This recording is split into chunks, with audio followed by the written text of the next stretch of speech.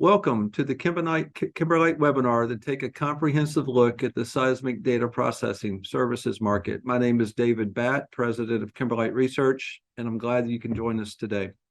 I'm accompanied by Andrew Thornton with Kimberlite Research, and together we'll take you through our 36th Kimberlite webinar, hosted on behalf of the oil and gas operators around the world who have participated in our research. The webinars are provided as a professional courtesy and a thank you to the many oil and gas operators who participate in our Kimberlite industry surveys from around the world. In past webinars, we discussed the global seismic acquisition, G&G software, and formation evaluation markets, as well as the global drilling services, artificial lift, hydraulic fracturing, and perforating markets. Let us know if any of your colleagues would like access to any of these other webinars, and we'll be sure to connect you with them. Also, we often collaborate directly with the oil and gas operators from around the world. Let us know if you'd like a customized presentation for your organization, and we'll be glad to coordinate that with you. Today, as we kick off the new year, we'll be reviewing the seismic data processing services market with updates on technology trends and an overview of the competitive landscape of how the suppliers, both large and small, stack up in terms of performance and service quality across the various geographies and customer groups. Feel free to submit any questions you'd like us to address in the webinar, and we'll do that as we go forward. For those of you that are a little bit less familiar with Kimberlite Research, I'll provide a brief background and then we'll dive into the seismic data processing review. Each year, Kimberlite conducts about 3,000 one-on-one interviews with users of oilfield services globally. Some of you on the webinar today may have participated in one of our prior industry surveys and studies, and for that I say thank you. Our research is about 50% international and 50% North America. To date, we've interviewed over 19,000 users of oilfield services and have amassed over 800,000 supplier performance ratings on oilfield service companies across the spectrum, talking to geologists and producing reports on formation evaluation, drilling engineers for drilling, subsea, completion, production, artificial lift, and intervention services. Today, we'll be covering seismic data processing. The results and findings that we'll be sharing with you today are based on one-on-one interviews of over 130 users of seismic data processing services from nearly 100 different E&P operators from around the world. The performance trends that we'll be sharing with you from 2016 through 2023 are based on nearly 700 one-on-one interviews with users of seismic data processing services. The data set that we'll be sharing with you is fairly rich and multidimensional. In this exhibit, we display the landscape and we plot supplier performance on the horizontal x-axis versus pricing competitiveness on the y-axis. This value map depicts the competitive landscape. We'll be using this value map quite a bit today, so I just want to explain the four quadrants before we dive in. Any oilfield service provider that plots in the top right-hand quadrant is viewed as a premium supplier, costs more but worth it. Bottom left, a discount provider maybe underperforms industry average expectations and performance, but attractive pricing puts it back into the fair value fairway that you see diagonally running, so you get what you pay for. Any oilfield service company provider in the bottom right is value advantage from the perspective of the E&P operators. Any oilfield service company that plots in the top left is being competitively challenged or is competitively disadvantaged based on the customer reviews from the oil and gas operators. Naturally, as an oil and gas operator, you're seeking to get the best service that you can for your projects, and you're typically looking for oilfield service companies that deliver strong value or perform and meet industry expectations or perform even better. So with that, we'll dive in. Andrew, as we kick off the new year, what can you tell us about the markets and perhaps any updates in particular on the seismic data processing services market? Sure. Thanks very much, David. So let's just start with the market overall. I think, we finished off 2023. It was a strong year overall globally for oil and gas. Looking ahead for the next 12 months, we see another strong year, about 5 to 6% growth in terms of drilling activity. What we can see very clearly is where is that growth coming from? It's predominantly going to come from the offshore and international land markets. A lot of that will be the Middle East. US land and Canada, US essentially flat year over year. We'll talk about that more in a second. And Canada, a little bit more growth. What we can see is obviously, down in 2019, we had the COVID situation that significantly shrank the US market in terms of overall activity. But then we saw 2 years of 30 to 30% plus growth. And this is from a drilling perspective. 23, we saw that flat to 2022. And quite frankly, we see something very, very similar in the second half of this equation.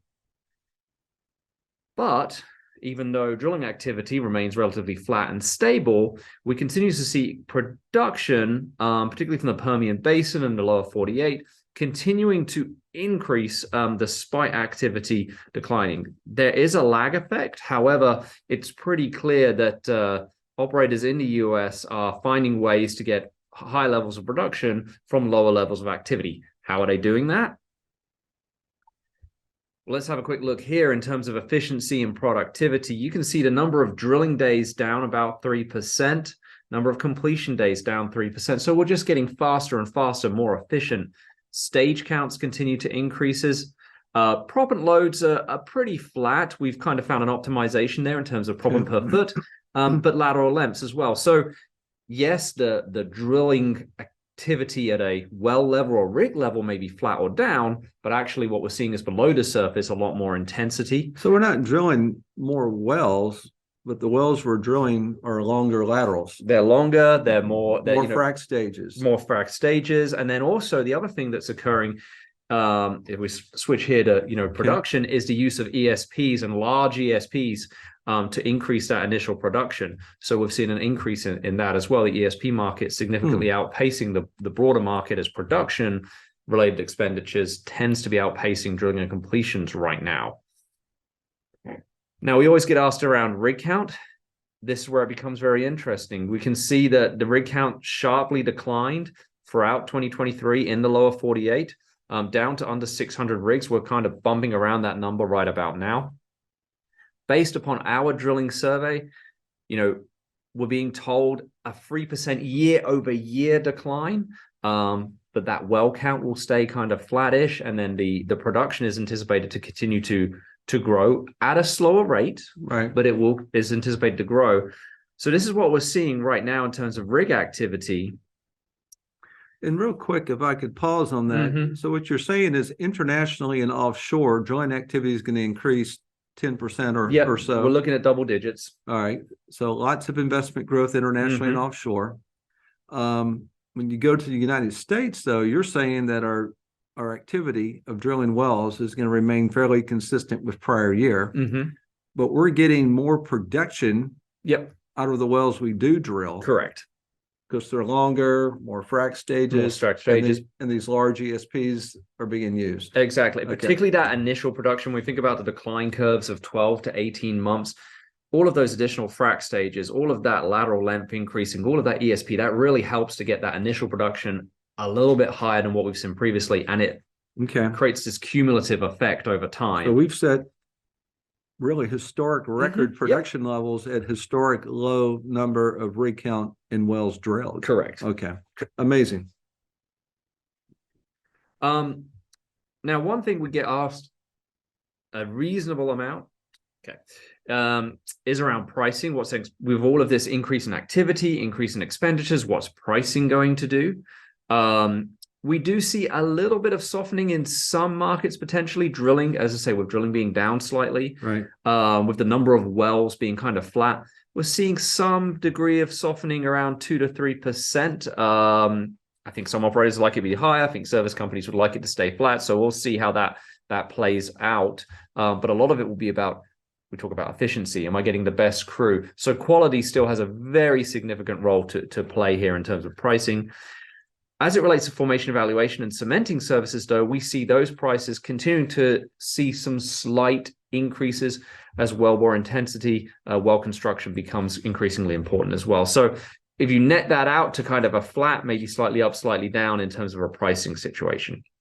Now, turning to seismic data processing, this is the results from our 2023 survey. We ask a very straightforward question. Do you anticipate, your expenditures to increase, decrease, or stay the same on a year-over-year basis? And what you can see from our most recent survey is that the majority of the people we spoke to did anticipate expenditures to increase. So we're looking at a net improvement of about 8% on a yearly basis. That's a big change from our prior survey. It is a big change, because if we look at that prior survey from 2021, you can see there was a lot more, I would say, hesitancy potentially, or just not quite sure. We're in 2021, if we remember, so there's still people feeling their feet after COVID. Are we going to really try and grow, or are we going to stay steady? So, right. And this is best demonstrated here when we look at our surveys over time. Just so everyone's aware, this is the index where we essentially say anything over 50 would be economic expansion, anything below 50 would be contraction. So after every survey, we did anticipate, seismic data processing expenditures to increase.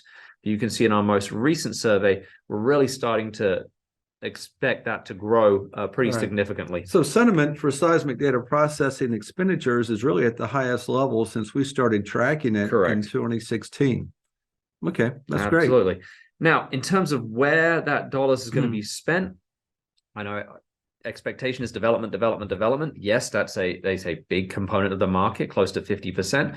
But exploration, you're looking at 27 plus 12, 39, 40% is still related, expenditure is still going to be related to exploration, and then some appraisal wells as well. So there's a good, healthy mix in the market overall. So awesome.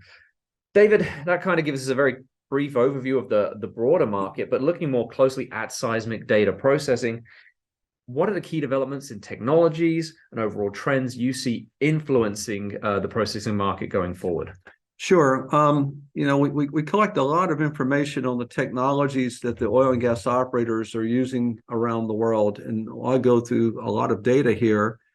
Any oil and gas operators that would like to delve into any one of these technologies more deeply, please feel free to reach out to discuss with us.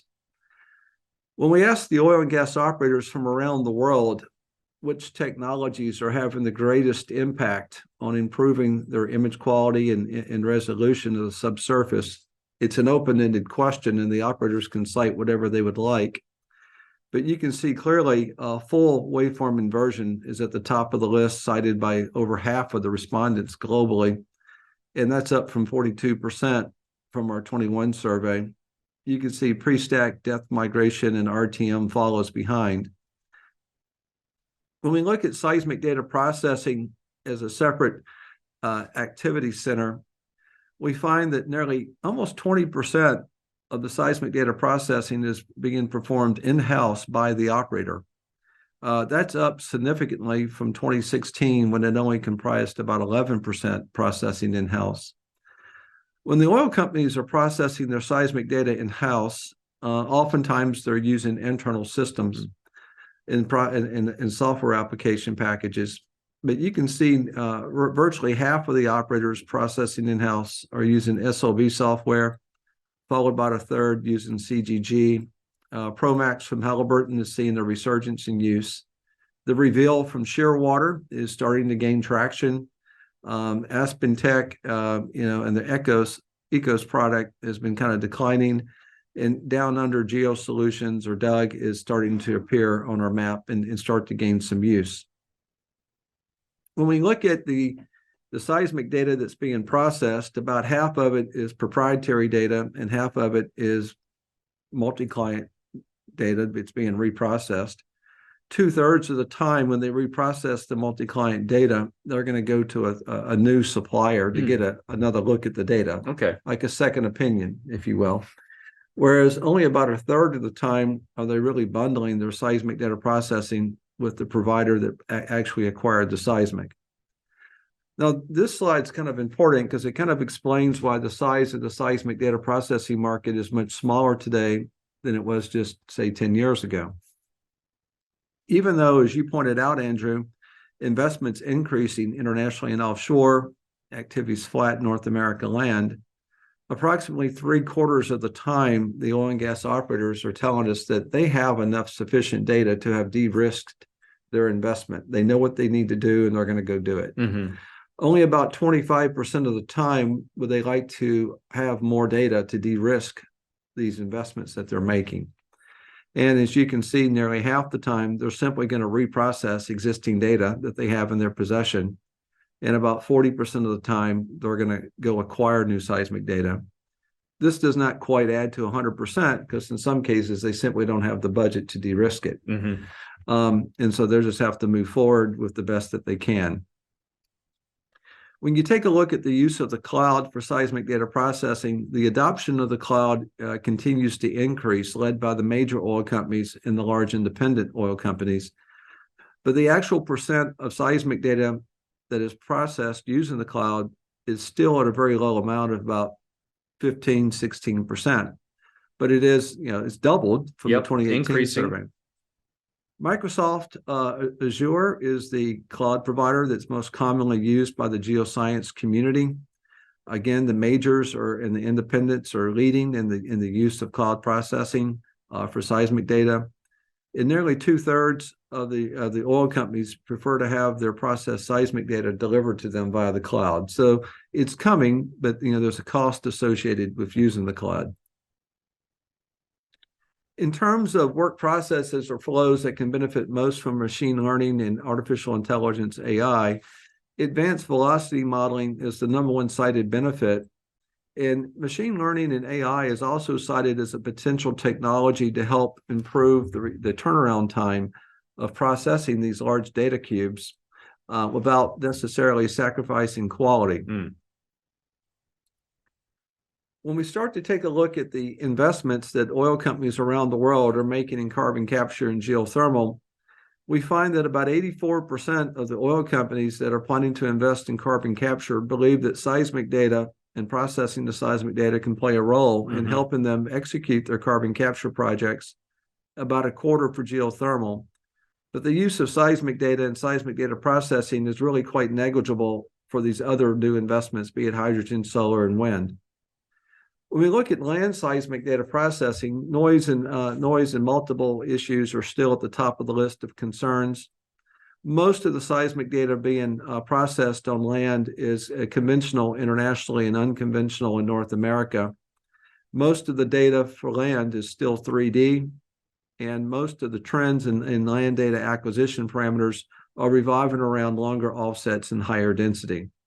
When you move offshore, what we find is that noise and multiples are some of the biggest concerns, coupled with in North America, most of the activity is subsalt. Globally, carbonates only make up about 10% of the activity.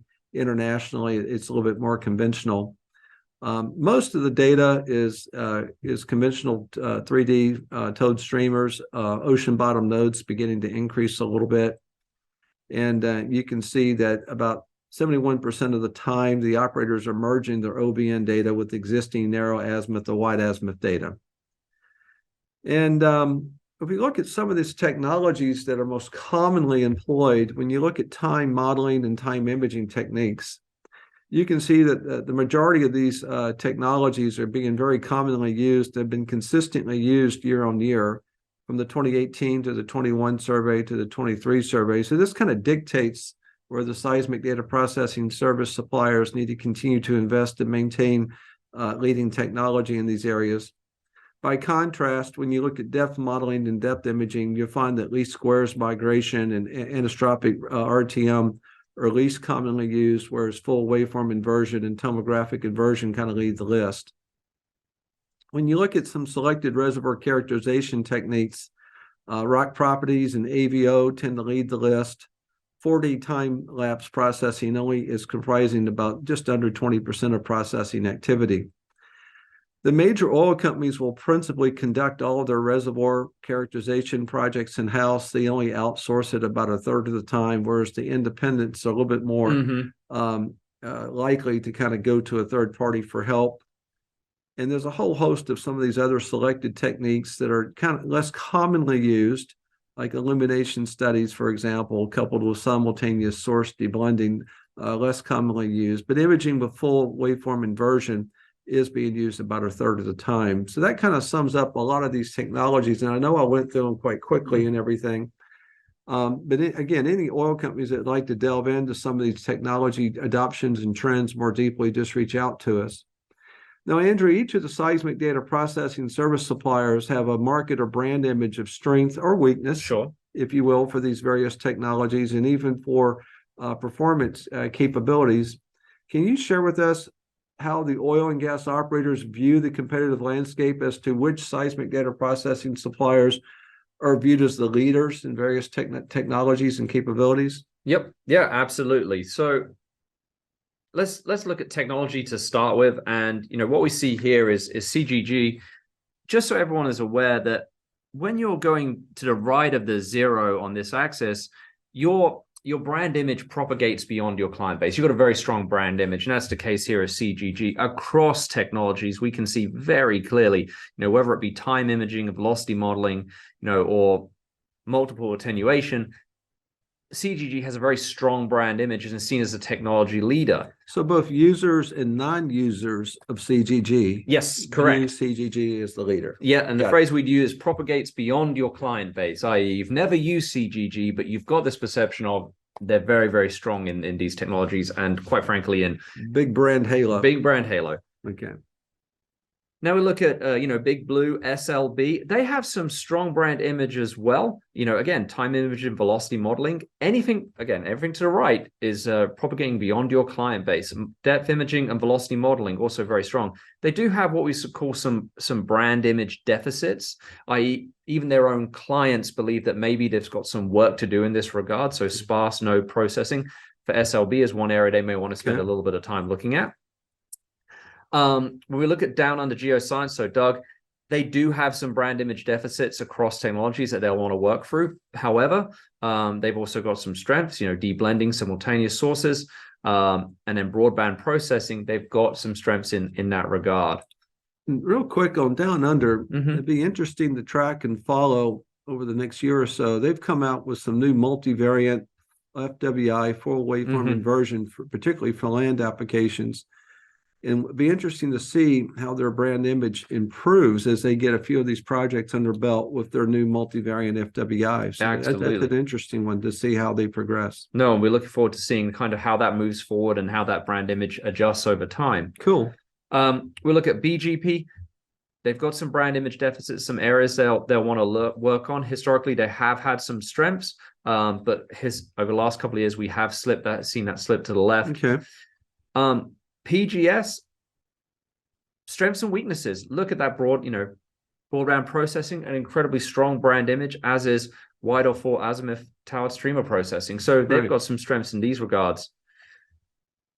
Similar for TGS as well. I think one thing I would say, to the operators out here is, depending on what the technology is you're most interested, that's going to be most applicable to your application. We can see that different service companies have different strengths and weaknesses, and it depends on ultimately what your need is. Sure. And in particular, PGS and TGS are expected to combine as one company potentially later in 2024. I'm not exactly sure when it's expected to close, but and if you kind of flick between the two there, maybe we should do a harmonization, but what would that combined look? You can see. Looks to be quite complementary.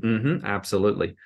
And then Shearwater, who we started tracking just in this most recent survey, they've got a very strong brand image for technology leadership as well, across the spectrum, quite frankly. Now, I like to say technology is critically important, but there are other factors which influence performance as well outside of the technology you offer. So if we look at those, same concept, brand image, strengths and weaknesses, this is CGG. We go beyond technology and look at who's the best problem solver, who delivers the best image, the best on-time delivery, reliability, technology, obviously, as we've just discussed, and AI and machine learning capabilities. CGG, strong brand image across the board, propagating beyond its client base. Similar story for SLB as well, particularly on that AI and machine learning capabilities. Very strong for SLB. Down under geoscience, does have some brand image deficits. but some strengths as well in terms of its on-time delivery. And again, some of those technologies that they're investing in, we'll see how that develops over time to maybe shift this one across to the right.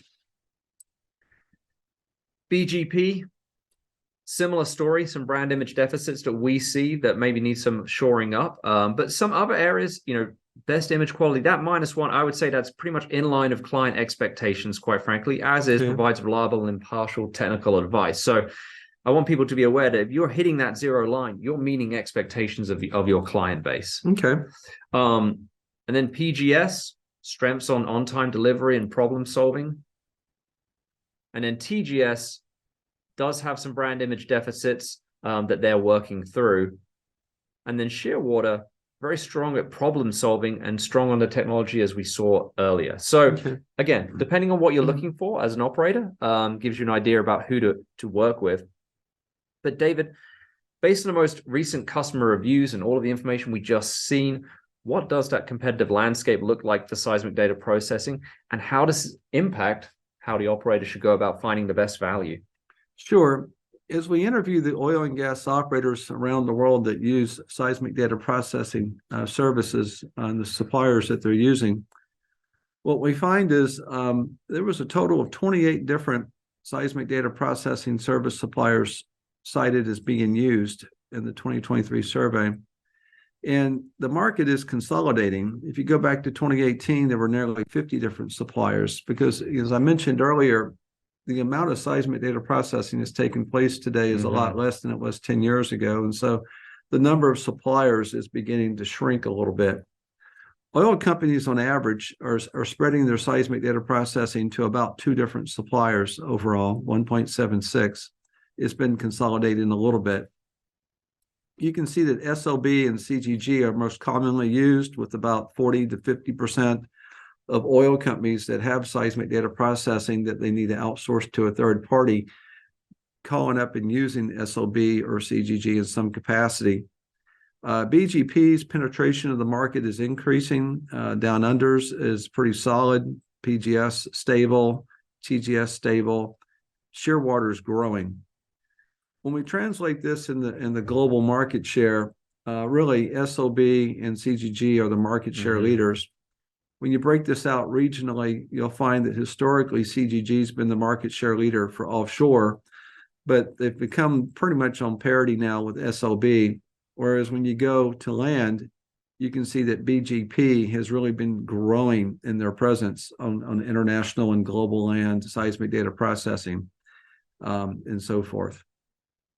When we ask the oil and gas operators to rate the performance of the seismic data processing service suppliers with whom they're using on these performance measures, track record of performance and the experience of the processors that are individuals that are processing their data sets, turnaround time, overall image quality, technical support, responsiveness to needs, state-of-the-art technology, and pricing competitiveness, we see really quite a big variance between the best performing seismic data processing service suppliers and the worst performing. We also collect data on willingness to recommend them for future work. But when you look at these performance trends, and this is at the global level, you can see the industry average line, which is the dash line, that ratings have generally been improving for track record, but performance with the experience of the data processors themselves have kind of flattened off because we've lost a lot of people in the industry. But this is really valuable feedback from the oil and gas operators, and this is where we really welcome your input to our industry studies. For any oil and gas operators that use geologic and geophysical software or have licensed some seismic data recently or plan to acquire seismic data, let us know. We're updating those industry studies in the first quarter of 2024, and we'd love to capture your feedback, because with your gift of feedback, we can begin to benchmark what the industry average looks like. You can see here that CGG's customer review ratings tend to stand out better than industry average, and the customer review ratings for BGP are improving from survey year to survey year, but they're still trailing the industry average. When we move to the offshore environment, this is where we really see the strength of CGG. CGG's customer review ratings, regardless of the survey year, are consistently outpacing the industry average. even on critical factors such as overall image quality, whereas you see SLB, Western Geco consistently meeting operator expectations. And you can see how BGP's performance in the offshore market is a little bit less ratable and a little bit less consistent. However, when you move to international land, where BGP has a much stronger presence, quite candidly, you can see that BGP's performance is continuing to improve and lagging industry expectations because they offer very attractive pricing competitiveness. What you find when you go to the value map is that BGP is competitively positioned as more of a discount provider. BGP does not offer industry-leading performance at all. There's no evidence of that. But they also offer a very low price. So you get what you pay for. When you move to the offshore environment, you see the strength and domination of CGG. They're clearly positioned as that premium-based supplier, costs more but worth it. CGG has consistently been positioned in this top right-hand quadrant ever since we've been tracking this particular segment. SLB Western Geco, similarly positioned as a premium provider with strong technologies that you mentioned before. And you can see that this is an area where BGP underperforms at its greatest level. Other providers like Shearwater and Doug are starting to come in as discount and value advantage for providers. When you move into the land area, you see BGP's performance strengthen up. And you see that they're really solidly positioned year on year as being a viable discount alternative to the more expensive SLB Western Gecos or even the CGGs, to where their value propositions are being a little bit more challenged. You see down under, we talked about down under Geosolutions with their multivariant FWI.